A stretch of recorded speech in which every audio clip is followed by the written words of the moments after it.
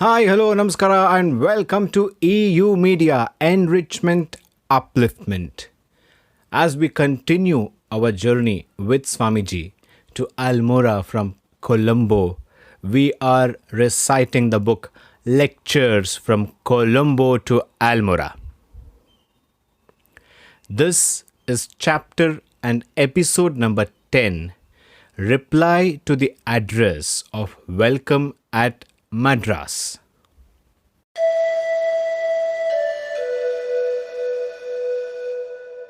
When the Swami Vivekananda arrived at Madras, an address of welcome was presented to him by the Madras Reception Committee. It read as follows: Revered Swami, on behalf of your Hindu co-religionists in Madras, we offer you a most hearty welcome on your occasion of your return from your religious mission in the West. Our object in approaching you with this address is not the performance of any merely formal or ceremonial function. We come to offer you the love of our hearts and to give expression to our feeling of thankfulness for the services which you, by the grace of God, have been able to render to the great cause of truth by proclaiming India's lofty religious ideals. When the Parliament of Religions was organized at Chicago, some of our countrymen felt naturally anxious that our noble and ancient religion should be worthily represented therein and properly expounded to the American nation, and through them to the Western world at large. It was then our privilege to meet you and to realize once again what has so often proved true in the history of nations, that with the hour rises the man who is to help forward the cause of truth. When you undertook to represent Hinduism at the Parliament of Religions, most of us felt, from what we had known of your great gifts, that the cause of Hinduism would be aptly upheld by its representative in the memorable religious assembly. Your representation of the doctrines of Hinduism, at once clear, correct, and authoritative, not only produced a remarkable impression at the Parliament of Religions itself, but has also led a number of men and women even in foreign lands to realize that out of the fountain of Indian spirituality, refreshing draughts of immortal life and love may be taken so as to bring about a larger, fuller, and holier evolution of humanity than has yet been witnessed on this globe of ours. We are particularly thankful to you for having called the attention of the representatives of the world's greatest religions to the characteristic Hindu doctrine of the harmony and brotherhood of religions. No longer is it possible for really enlightened and earnest man to insist that truth and holiness are the exclusive possessions of any particular locality or body of men or systems of doctrine and discipline, or to hold that any faith or philosophy will survive to the exclusion and destruction of all others. In your own happy language, which brings out fully the sweet harmony in heart of the Bhagavad Gita, the whole world of religions is only a traveling, a coming up of the different men and women through various conditions and circumstances to the same goal. Had you contented yourself with simply discharging this high and holy duty entrusted to your care, even then your Hindu co-religionists would have been glad to recognize with the joy and thankfulness the inestimable value of your work. But in the making your way into Western countries, you have also been the bearer of a message of light and peace to the whole of mankind, based on the old teachings of India's religion eternal. In thanking you for all that you have done in the way of upholding the profound rationality of the religion of the Vedanta, it gives us great pleasure to allude to the great task you have in view of establishing an active mission with permanent centuries for the propagation of our religion and philosophy. The undertaking to which you propose to devote your energies is worthy of the holy traditions you represent and worthy too of the spirit of the great Guru who has inspired your life and its aims. We hope and trust that it may be given to us also to associate ourselves with you in this noble work. We fervently pray to Him who is the all knowing and all merciful Lord of the universe to bestow on you a long life and full strength and to bless your labors with that crown of glory and success which ever deserves to shine on the brow of immortal truth. Next was read the following address from the Maharaja of Khetri. Your Holiness, I wish to take this early opportunity of your arrival and reception at Madras to express my feelings of joy and pleasure on your safe return to India and to offer my heartfelt congratulations on the great success which has attended your unselfish efforts in Western lands, where it is the boast of the highest intellects that not an inch of ground once conquered by science has ever been reconquered by religion.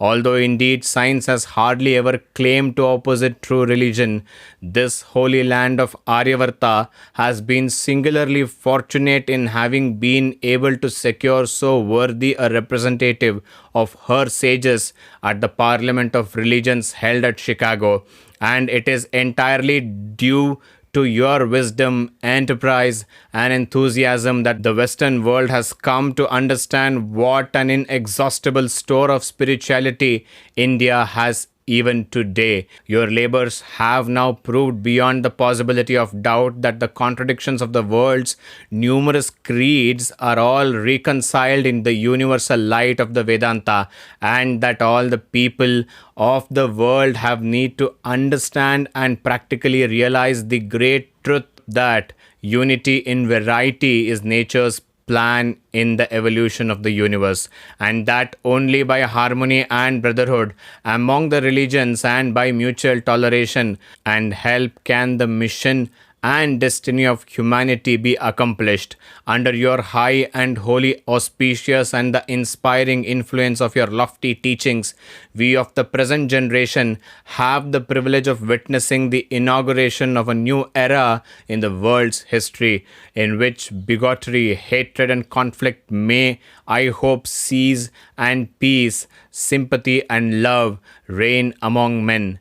And I, in common with my people, pray that the blessings of God may rest on you and your labors. When the addresses had been read, the Swami left the hall and mounted to the box seating of a carriage in waiting.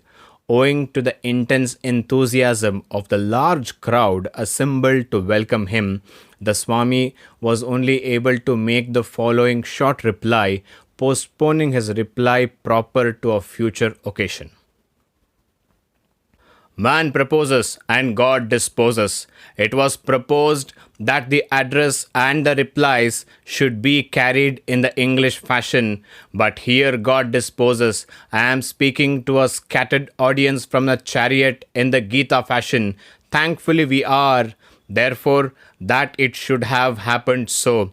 It gives a zest to the speech and strength to what I am going to tell you. I do not know whether my voice will reach all of you, but I will try my best. I never before had an opportunity of addressing a large open-air meeting. The wonderful kindness and fervent and enthusiastic joy with which I have been received from Colombo to Madras and seem likely to be received all over India have passed even my most sanguine expectations, but the only makes me glad, for it proves the assertion which I have made again and again in the past, that as each nation has one ideal as its vitality, as each nation has one particular groove which is to become its own, so religion is the peculiarity of the growth of the Indian mind. In other parts of the world, religion is one of the many consideration.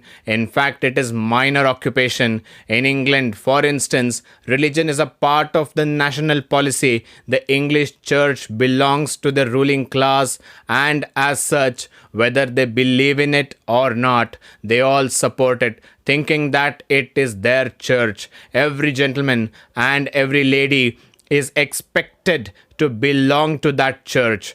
It is a sign of gentility. So, with other countries, there is a great national power. Either it is represented by politics or it is represented by some intellectual pursuits. Either it is represented by materialism or by commercialism. There, the heart of the nation beats, and religion is one of the many secondary ornamental things which that nation possesses.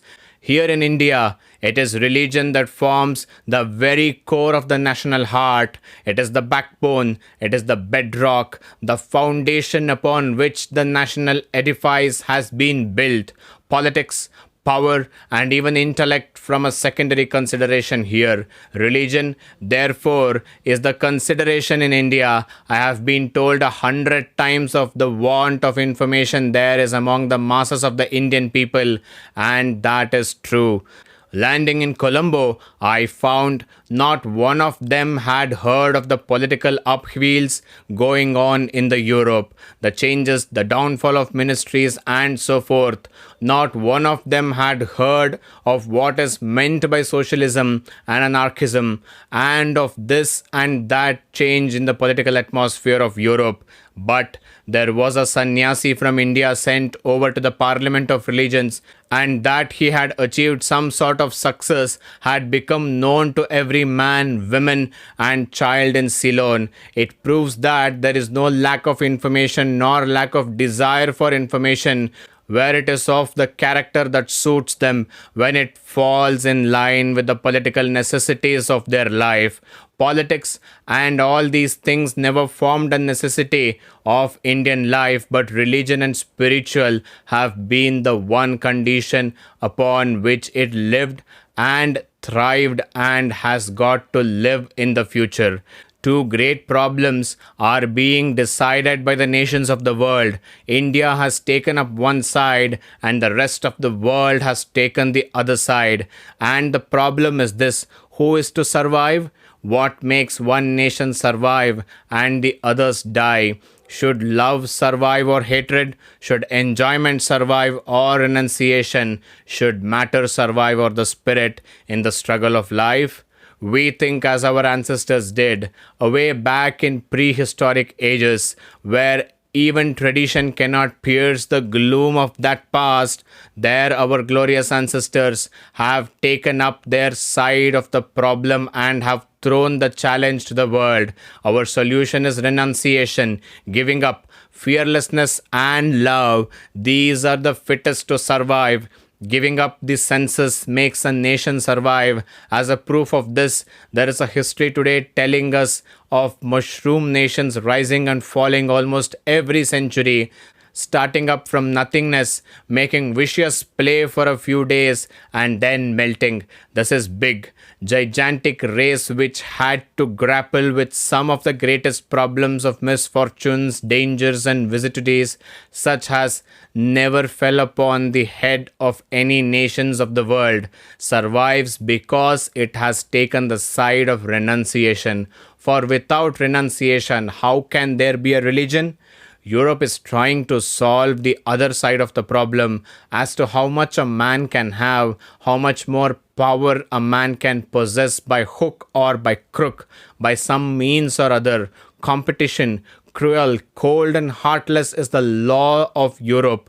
Our law is caste, the breaking of competition, checking its forces, mitigating its cruelties, smoothing the passage of the human soul through this mystery of life. At this stage, the crowd become so unimaginable that Swami could not have made himself heard to the advantage. He therefore ended his address with these words.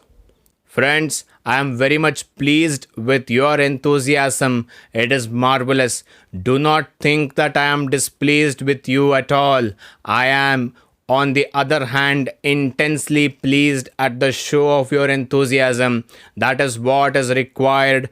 Tremendous enthusiasm. Only make it permanent. Keep it up. Let not the fire die out. We want to work out great things in India. For that, I require your help. Such enthusiasm is necessary.